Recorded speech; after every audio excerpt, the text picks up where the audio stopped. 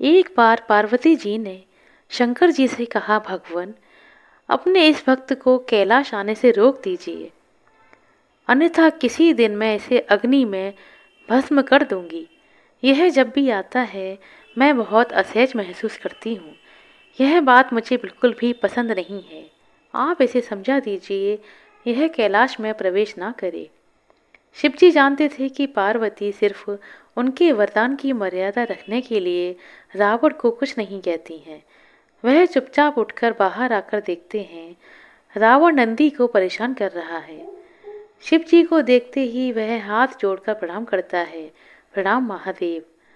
आओ दशानन, कैसे आना हुआ? प्रभु शिव बोले, मैं तो बस आपके दर्शन करने के लिए आ रहा था महादेव। आखिर महादेव ने उसे समझाना शुरू किया, देखो रावण, तुम्हारा यहाँ आना पार्वती को बिल्कुल भी पसंद नहीं है, इसलिए तुम यहाँ मत आया करो। रावण ने कहा, महादेव, यह आप क्या कह रहे हैं? आप ही ने तो मुझे किसी भी समय आपके दर्शन के लिए कैलाश पर्वत पर आने का वरदान दिया है, और अब आप ही अपने वरदान को वापस ले रहे हैं।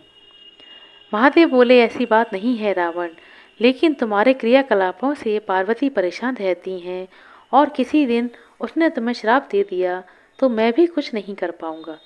इसलिए बेहतर यही है कि तुम यहाँ पर मत आया करो, फिर आपका वरदान तो मिथ्या हो जाएगा महादेव। रावण ने कहा। महादेव बोले, मैं तुम्हें आज एक और वरदान देता हूँ। तुम मुझे जब भी याद करोगे मैं ही स्वयं तुम्हारे पास आ जाऊंगा, लेकिन तुम अब किसी भी परिस्थिति में कैलाश पर्वत पर कभी मत आना। अब तुम यहाँ से जाओ, पार्वती मुझसे बहुत रुष्ट है। रावण चला गया। समय बदलता है। हनुमान जी रावण की स्वर्ण नगरी को, लंका को जलाकर राख करके चले जाते हैं, और रावण उनका कुछ नहीं कर सकता है। वह सोचते सोचते परेशान हो जाता है कि आखिर हनुमान जी में इतनी शक्ति आई कहाँ से। परेशान होकर वह महल में ही स्थित शिव मंदिर में जाकर शिव जी की प्रार्थना आरंभ कर देता है। उसकी प्रार्थना से भगवान शिव प्रसन्न होकर प्रकट होते हैं। रावण अभिभूत होकर उनके चरणों में गिर पड़ता है। कहो दशानन, कैसे हो? शिव जी ने पूछा। आप अंतर्यामी हैं महादेव, सब कुछ जानते हैं प्रभु। एक अकेले बानर ने मेरी लंका को और मेरे दर्प को भी जलाकर राख कर दिया। मैं जानना चाहता हूँ कि यह बंदर जिसका नाम हनुमान है, आखिर यह कौन है? और प्रभु, उसकी पूंछ तो और भी ज़्यादा शक्तिशाली थी।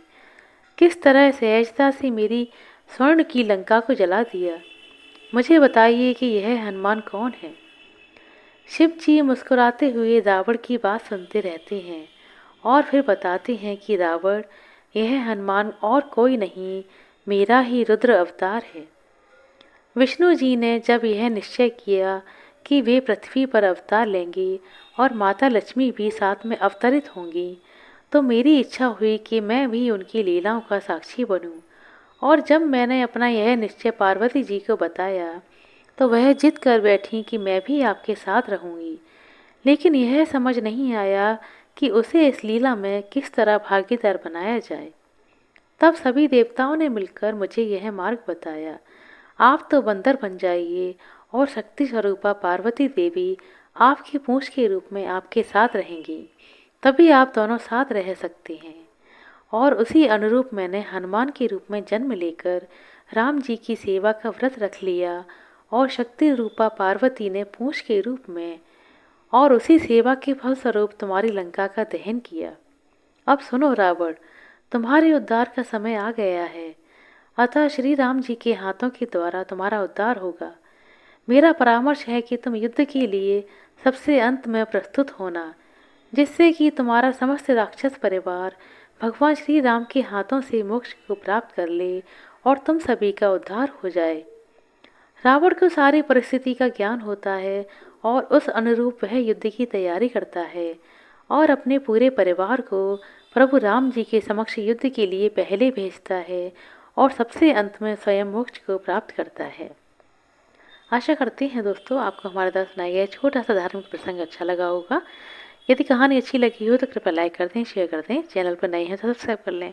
अपना कीमती समय देने के लिए बहुत बहुत धन्यवाद। बोलिए जय श्री राम।